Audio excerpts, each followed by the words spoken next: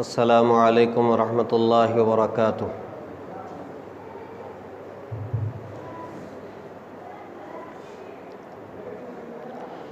الحمد للہ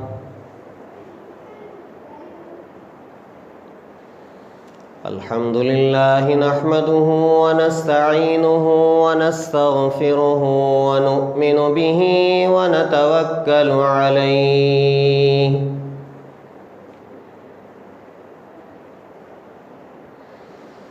ونعوذ باللہ من شرور انفسنا ومن سیئات اعمالنا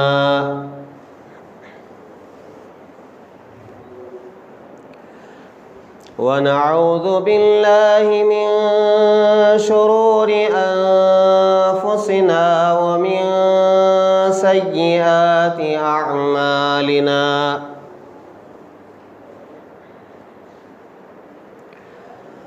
من يهده الله فلا مضل له ومن يضلله فلا هادي له ونشهد أن لا إله إلا الله وحده لا شريك له ونشهد أن سيدنا ونبينا ومولانا محمدا عبده ورسوله الذي أرسل بالحق بشيرا ونذيرا وداعيا إلى الله بإذنه وسراجا منيرا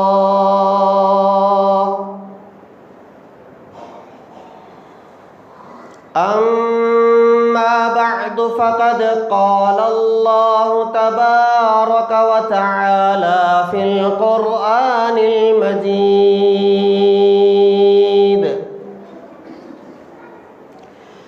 أعوذ بالله من الشيطان الرجيم بسم الله الرحمن الرحيم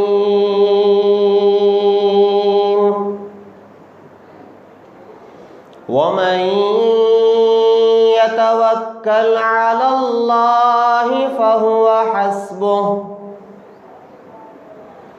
وقال النبي صلى الله عليه وسلم لا عدوى ولا طيرة ولا هامة ولا سفر او كما قال عليه الصلاة والسلام صدق الله العظيم وصدق رسوله النبي الكريم ونحن على ذلك لمن الشاهدين والشاكرين والحمد لله رب العالمين۔ بزرگان محترم،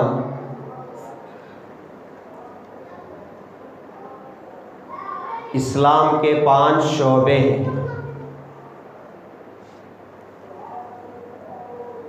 ایمانیات،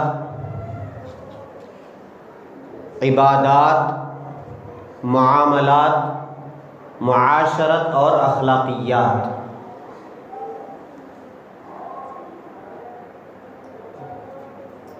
یہ اسلام کے 5 شعبے ہیں، 5 حصے ہیں۔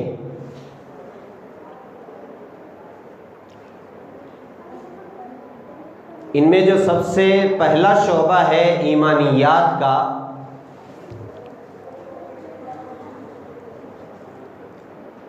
اس کی اہمیت بہت زیادہ ہے، اس لیے کہ بعد کے جو 4 شعبے ہیں، عبادات ہے، معاملات ہے، معاشرت ہے، اخلاقیات ہیں، یہ چاروں کے چاروں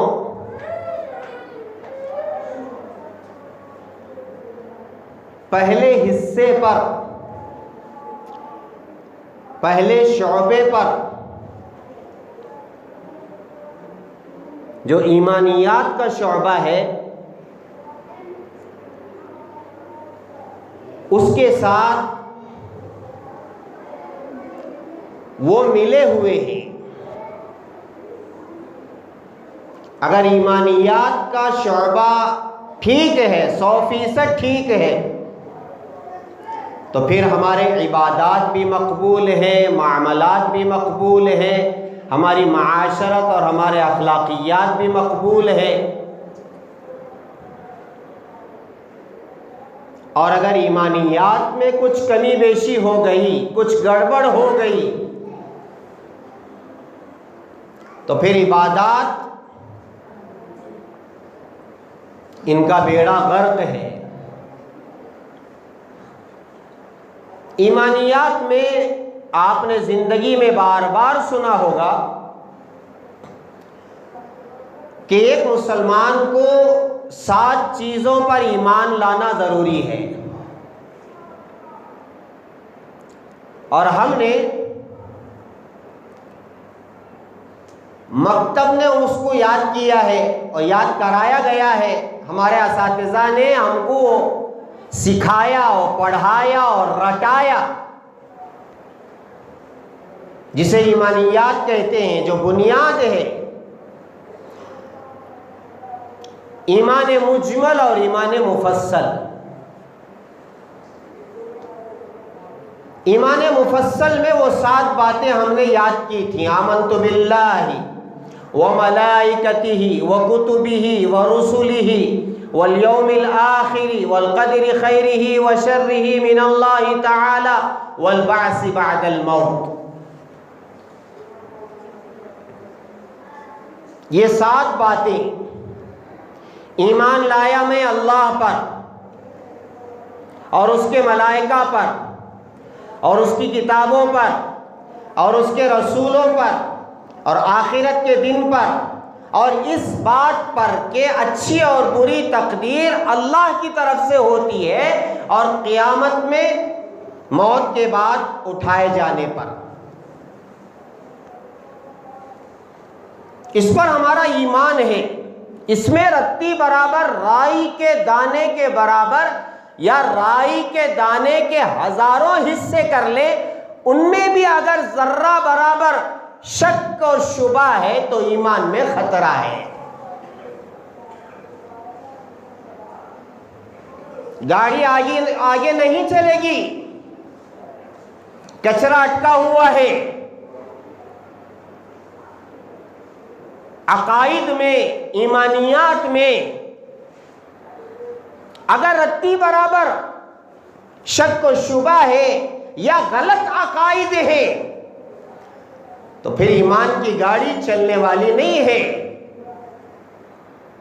آدمی اٹک جائے گا اور لٹک جائے گا، آگے نہیں بڑھے گا۔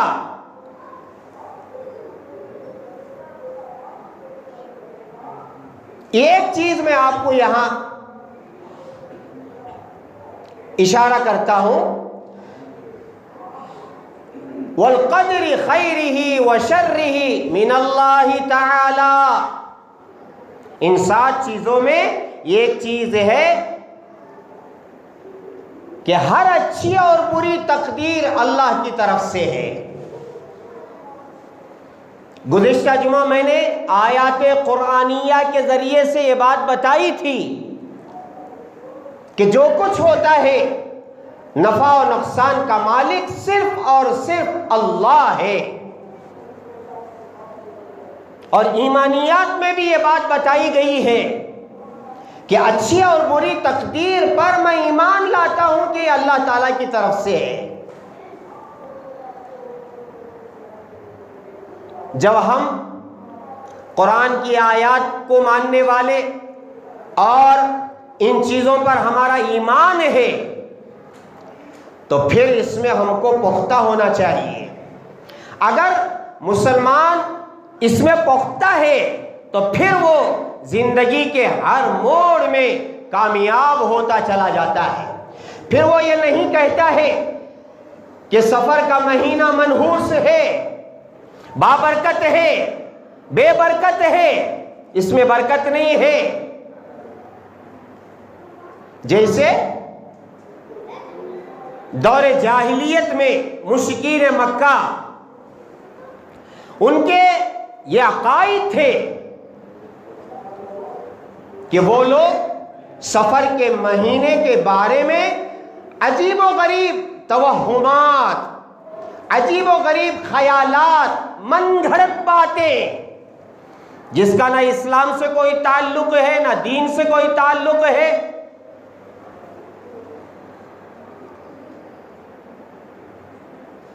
اللہ کے رسول علیہ الصلاۃ والسلام صاف طور پر بتا دیا کہ یہ توہمات ہیں، یہ خیالات ہیں، اس کا اسلام سے کوئی تعلق نہیں ہے۔ ان کے کیا کیا عقائد تھے سفر کے تعلق سے؟ وہ یہ سمجھتے تھے کہ سفر کے مہینے میں پریشانیاں آتی ہیں، تکلیفیں آتی ہیں، رنج و غم آتا ہے، اور سفر کے مہینے کو وہ لوگ منحوس سمجھتے تھے اور اس سے بدفعلی لیا کرتے تھے کہ اس میں کوئی کام اچھا ہونے والا نہیں ہے، کام بگڑ جاتے ہیں، بنتے نہیں ہیں۔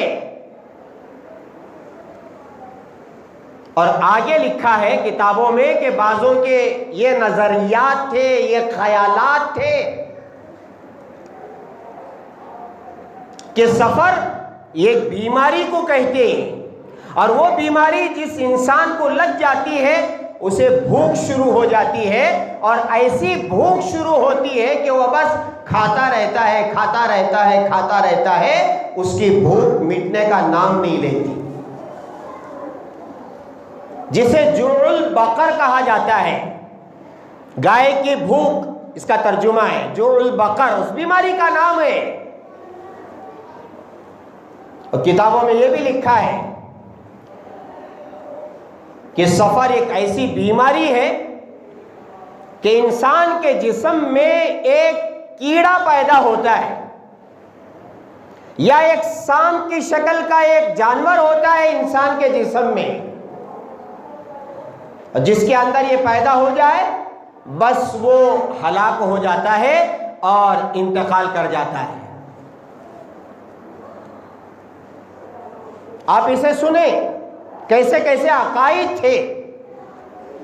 اور پھر بعضوں کے نظریات ایسے تھے کہ سفر ایک ایسا کیڑا ہے جو جگر اور پسلیوں کے درمیان پیٹ میں پیدا ہوتا ہے، جس کی وجہ سے انسان کا جسم زرد یعنی پیلا ہو جاتا ہے، جسے عرقان کہتے ہیں۔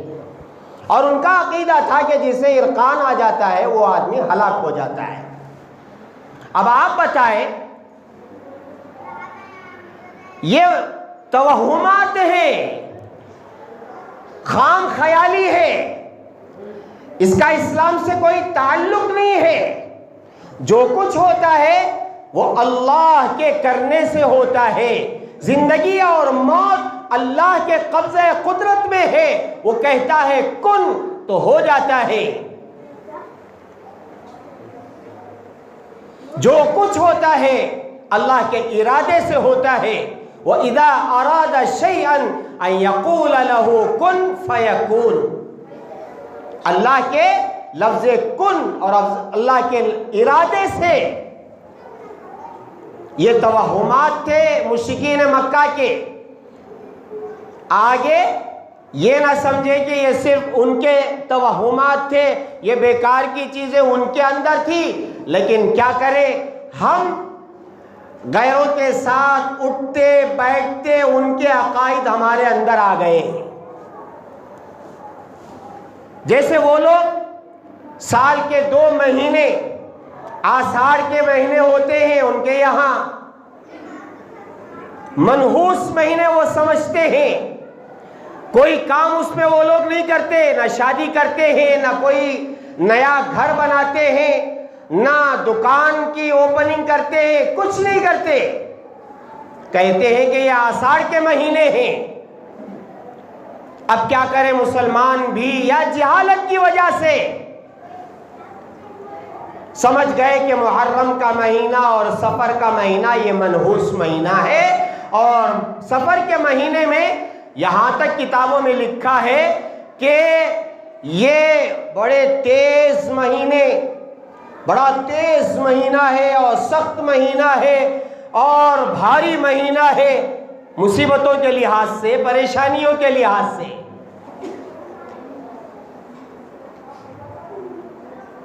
اور پڑھ کر ہنسی بھی آئی کہ بعض لوگوں کا خیال ہوتا ہے کہ سفر میں لاکھوں کی تعداد میں مصیبتیں آتی ہیں، لاکھوں کی تعداد میں ماہ سفر میں مصیبتیں آتی ہیں، پریشانیاں آتی ہیں، غم آتے ہیں، اذیت پہنچتی ہے. اور خاص طور پر شروع کے جو 13 دن ہیں، اس کے بارے میں انہوں نے نام ہی رکھ دیا کہ 13 تیزی، جو کل کو ختم ہو گئے، آج 14 ہے. تو یہ جو 13 دن ہیں سفر کے ابتدائی شروع کے، اس کا نام 13 تیزی کے نام سے یاد کیا جاتا ہے. اور اس کا نام 13 تیزی رکھا گیا ہے کہ اس لیے کہ یہ مصیبتوں کے لحاظ سے بڑے تیز ہیں. اور اس کا علاج، ایک علاج پڑھ کر کے وہاں بھی ہنسی آئی مجھے کہ لوگ چنے ابال کر کے کھاتے ہیں ان مصیبتوں کو دور کرنے کے لیے. چنے ابالو، سفر کے مہینے میں چنے ابالو، کھاؤ، چنے تقسیم کرو. اب چنے کھانے سے کیا ہوتا ہے؟ مصیبتیں دور ہو جاتی ہیں. ماشاءاللہ.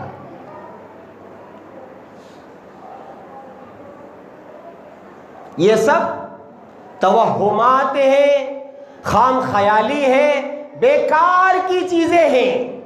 اس سے اسلام سے کوئی تعلق نہیں ہے اس کا. اب ایک سوال پیدا ہوتا ہے، یہ 13 دن سفر کے ابتدائی یہ کیوں مصیبت والے ہیں؟ تو ان کا خیال ہے کہ اللہ کے رسول علیہ السلام 13 دن بیمار رہے، اس لیے یہ منحوس دن ہے. یا یہ کہ یہ منحوس دن تھے اس لیے اس کی نحوست سے آپ بیمار ہو گئے. ذرا غور سے سنیں. 13 دن اللہ کے رسول علیہ السلام بیمار رہے، نحوست کی وجہ سے آپ بیمار ہو گئے. نعوذ باللہ من ذالک. جب 13 دن کے تعلق سے اللہ کے رسول علیہ السلام کے بارے میں یہ خیال ہے کہ آپ بیمار تھے، تو پھر تحقیق کرنا پڑے گا کہ اللہ کے رسول علیہ السلام کیا واقعی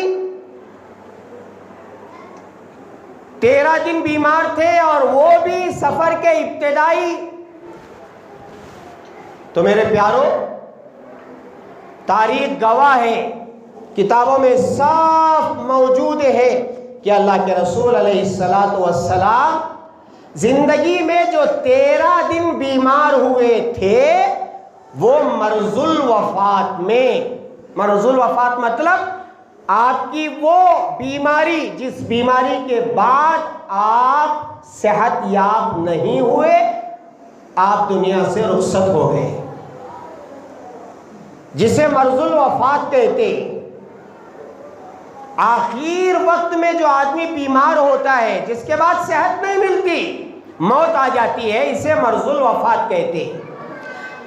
اب آپ اندازہ لگائیں، اللہ کے رسول علیہ الصلوۃ والسلام مرض الوفات میں 13 دن بیمار ہوئے، تو آپ کی وفات کب ہوئی؟ سب کو معلوم ہے 12 ربیع الاول کو ہوئی، جو اس کے بعد کا مہینہ ہے۔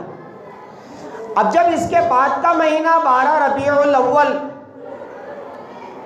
تو ربیع الاول کے 12 دن ہو گئے، سفر کا آخری دن تھا، اور اتفاق سے پیر کے دن آپ کا انتقال ہوا، تو سفر کا آخری دن چہارشنبہ تھا۔ تو وہ 12 دن اور یہ ایک دن پورے ہو گئے 13 دن۔ تو آپ جو بیمار تھے وہ سفر کے ابتدا کے 13 دن نہیں ہیں، بلکہ ربیع الاول کے پہلے 12 دن اور سفر کا ایک دن جو آخری کا تھا، یا تو وہ 29 کا تھا یا 30 کا تھا، لیکن دن متعین تھا کہ وہ چہارشنبہ تھا، بدھ، ویڈنسڈے۔ اب ذرا اندازہ لگاؤ، ادھر 13 دن آپ کی بیماری کے، اور ادھر آخری چہارشنبہ جو ہمارے یہاں ہے۔ اب آخری چہارشنبے کو کیا کرتے ہیں لوگ؟ آپ کو معلوم ہے اور مجھے بھی معلوم ہے کہ سفر کا آخری چہارشنبہ، اور خیال کیا، عقیدہ کیا، اللہ کے رسول علیہ الصلوۃ والسلام آخری چہارشنبے کو صحت مند ہو گئے اور صحت کا غسل کیا، اور غسل کر کے کہاں گئے؟ واہ رے واہ، کیا عقیدہ ہے! اللہ کے رسول پارک گئے، یعنی ہریالی کے پاس گئے، ہریالی کھودنے کے لیے، جس کی بنا پر جاہل قسم کے لوگ، ان کو معلوم نہیں ہے حقیقت کیا ہے،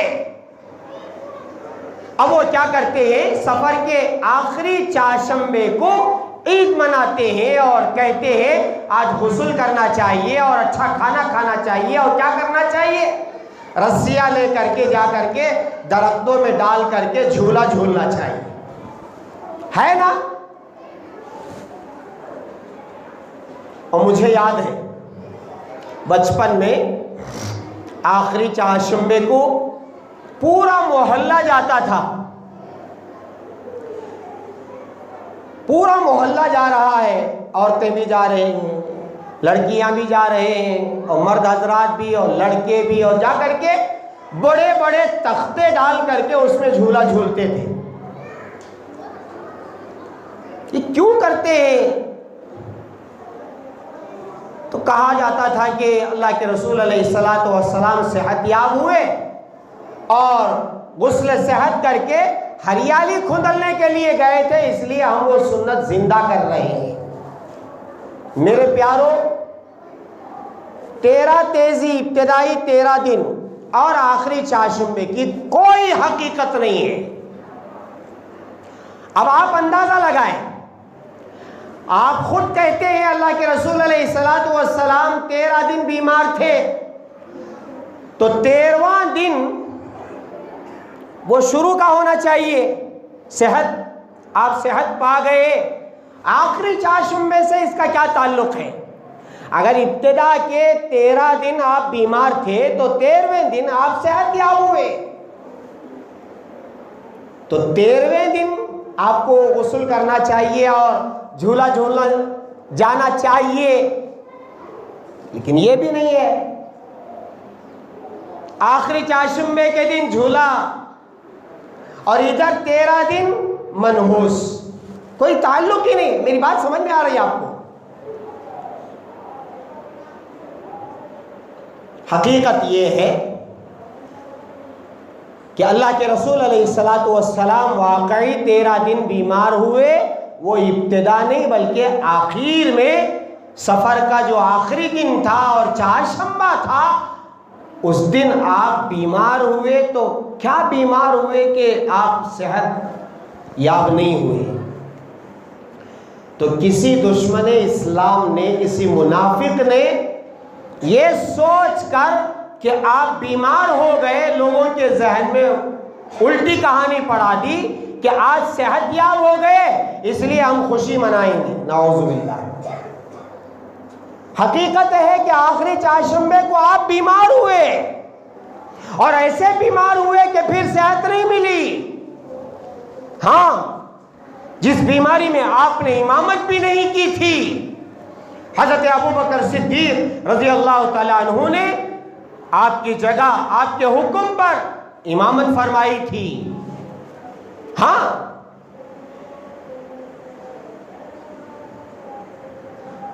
اسلام دشمن آج بھی ہے، اسلام کے دشمن کیا نہیں ہے؟ آج بھی ہیں۔ اسلام کے دشمن، مسجدوں کے دشمن، اذان کے دشمن، ٹوپی کے دشمن، داڑھی کے دشمن، ہاں، ان کو اس برقعے کے دشمن، اسلام کی کوئی چیز ان کو اچھی نہیں لگتی۔ ٹوپی والا ان کو پتہ نہیں کیا نظر آتا ہے، داڑھی والا، جبے والا، مسجد والا، مدرسے والا،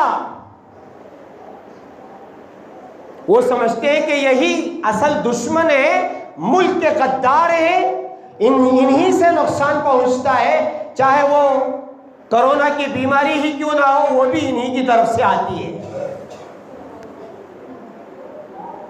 بس دماغوں میں گوبر بھرا ہوا ہے، اسلام کے تعلق سے برا سوچو، برا بولو۔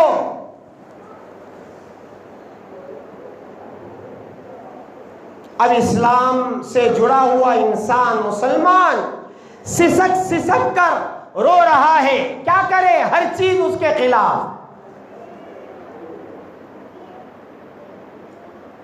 کل کا فیصلہ جو آیا، کیا کریں گے؟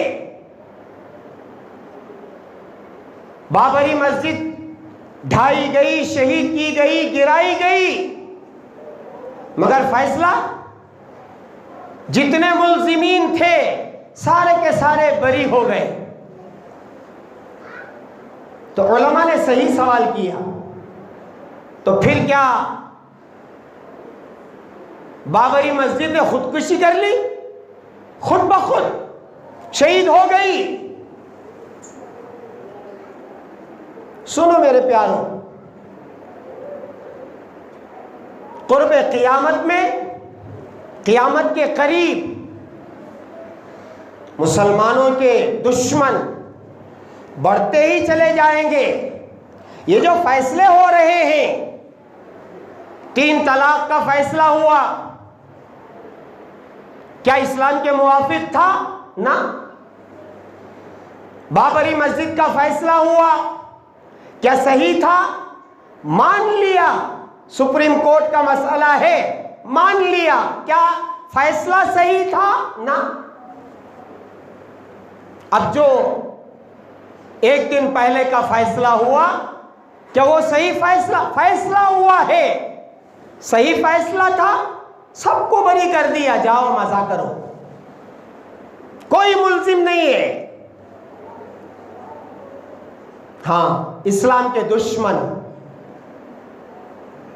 سب کچھ انہی کا ہے اور سب کچھ بکا ہوا ہے، میڈیا سے لے کر، پولیس سے لے کر، عدالت تک سب بکی ہوئی ہے، اس میں کوئی دو رائے نہیں ہے۔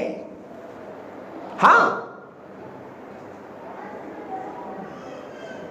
سالوں کا فیصلہ منٹوں میں، 10 منٹ میں فیصلہ ہو گیا، 10 منٹ میں۔ اور ان کے فیصلے کبھی راتوں میں بھی ہوتے، رات کے 2 بجے فیصلہ آیا،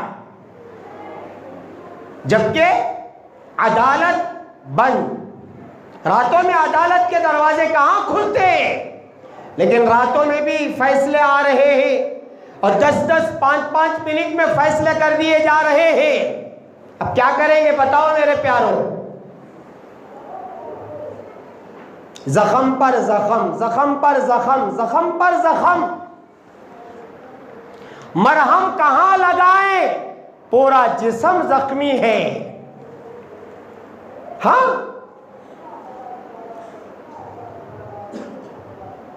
ہم لوگوں کو شاید معلوم نہیں ہو رہا ہے یا احساس نہیں ہو رہا ہے کہ دنیا میں، ملک میں کیا ہو رہا ہے. دن بہ دن مسلمانوں پر حملے حملے حملے حملے،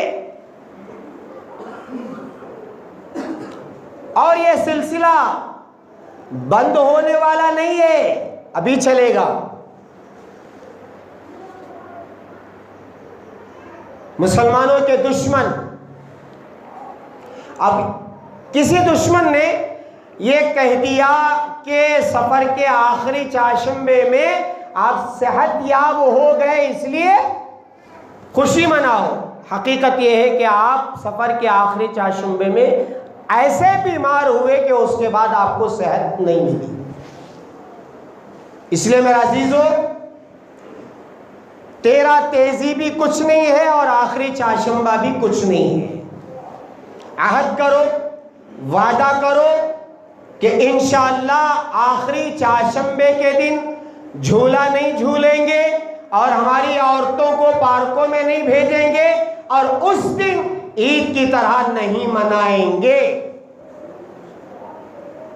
اور ایک عمل کرتے، کیا کرتے؟ رات میں سرہانے انڈے رکھو، تیل رکھو اور پتہ نہیں کیا کیا رکھو، اور صبح ہوتے ہی کیا کرو؟ اسے صدقہ کرو. بلائیں ٹل جاتی ہیں. بے شک صدقے سے بلائیں ٹلتی ہیں، لیکن اس کا تعلق آخری چاشمبے سے نہیں ہے. وہ آپ ابھی بھی کر سکتے ہیں. صدقہ آپ انڈا کرے، تیل کرے، روٹی کرے، چاول کرے، کپڑا کرے، کچھ بھی آپ صدقہ کرے. رات میں سرہانے انڈے رکھنا اور تیل رکھنا اور صبح میں اٹھ کر کے اسے صدقہ کرنا، یہ عمل کوئی عمل نہیں ہے. اسلام کا اس سے کوئی تعلق نہیں ہے. اور مانگنے والے بھی ماشاءاللہ ایسے ابل جاتے ہیں اس دن، گلی گلی انڈے دو، صدقہ دو، تیل دو. اب ایک آدمی سوچتا ہے سپوز سے کتنے لوگ آ رہے نا ہمارے گھر کے پاس، انڈے دو انڈے دو، کیا قصہ ہے انڈے؟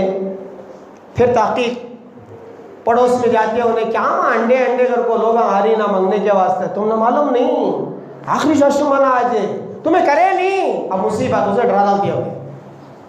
رات میں انڈے رکھو سونا تھا نا، تیل رکھو سونا تھا نا، صبح میں صدقہ کرنا تھا نا، آخری چاشمبہ نا آج. اب انہیں ڈر جاتے کیا ہوتا ہے کہ کیا نہیں کی، کیا ہوتا ہے کہ کیا نہیں کی. اب پھر ایک سال انتظار کرتے ہو، آئندہ سال آخری چاشمبے کو میں ایسا کرتی ہوں. دیکھا دیکھی چلہ پھوکی. یہ عورتیں ایک دوسرے کو جو سبق پڑھاتے یہ ان کا ایسے ہی سبق ہوتا ہے. اس لیے میرے پیارو 13 دن تو گزر گئے، کیسے گزارے پتہ نہیں، معلوم نہیں. آپ عورتیں خاص طور پر، اب آخری چاشمبہ تو آ رہا ہے، وہ تو آئے گا، لیکن اس دن عمل کرنے کا کیا ہے؟ 5 نمازیں پڑھنا ہے، تلاوت کرو جیسے روز کرتے ہیں، ذکر و اذکار کرو.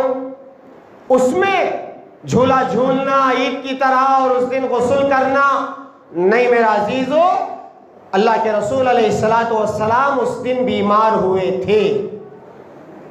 اس لیے میں نے تفصیل کے ساتھ آپ کو یہ بتا دیا تاکہ اس کے بعد جتنا وقت باقی ہے ہمارے زندگی کا، اس میں کبھی سفر آئے تو تیرا تیزی کا کوئی خیال نہیں کریں گے اور آخری چاشمبے کے دن عید کی طرح نہیں منائیں گے. ٹھیک ہے انشاءاللہ. ہاں، اللہ کے رسول علیہ السلام نے صاف طور پر بتا دیا کہ سفر یہ نحوست والا نہیں ہے، منحوس نہیں ہے. اچھا اور سنو، بیماری کیا یہ نحوست ہے بیماری کا آ جانا، یا نحوست کی وجہ سے بیماری آتی ہے؟ ایسا ہرگز نہیں ہے۔ مومن کے لیے بیماری خیر ہی خیر ہے۔ اللہ کے رسول علیہ السلام نے فرمایا اگر مومن کو کوئی رنج، کوئی تکلیف، کوئی اذیت، کوئی غم پہنچتا ہے، یہاں تک کہ اسے کانٹا بھی چبھتا ہے، تو اس کی وجہ سے اس کے گناہ معاف ہو جاتے ہیں۔ اللہ کے رسول علیہ السلام کی خدمت میں بخار کا تذکرہ کیا گیا تو ایک صاحب نے بخار کو برا کہا، تو اللہ کے رسول علیہ السلام نے فرمایا بخار کو برا مت کہو، وہ گناہوں کو ایسا مٹا دیتی ہے جیسے آگ لوہے کے میل کو ختم کر دیتی ہے۔ ایک انصاری عورت کی خدمت میں آپ گئے عیادت کے لیے، بیمار پرسی کے لیے، کیسے ہے کیا ہے؟ پوچھا کیسے ہے؟ کہا کہ بہتر ہے، لیکن بخار نے مجھے بہت تھکا دیا ہے۔ تو اللہ کے رسول علیہ السلام نے فرمایا کہ صبر کرو، بخار کی وجہ سے گناہ معاف ہو جاتے ہیں جیسے آگ کی وجہ سے لوہے کا میل ختم ہو جاتا ہے۔ تو اس لیے بیماری کا آنا ایک مسلمان کے لیے خیر ہی خیر ہے۔ آپ نے سنا ہوگا ایک مسلمان ایک جیب میں اپنے چیز تلاش کرتا ہے، مثال کے طور پر سیدھے جیب میں ہاتھ ڈالتا ہے، وہ چیز نہیں ملتی، تھوڑی دیر کے لیے پریشان ہوتا ہے کہ میرے جیب میں وہ چیز نہیں ہے، اور فوراً بائیں طرف ہاتھ ڈالتا ہے تو وہ چیز مل جاتی ہے۔ تو اس تھوڑے وقت میں جو پریشانی آتی ہے اس پر بھی اللہ اجر دیتے ہیں۔ تو اس لیے میرا عزیزو، بیماری کا آنا مسلمان کے لیے خیر ہے، گناہوں کے مٹنے کا سبب ہے۔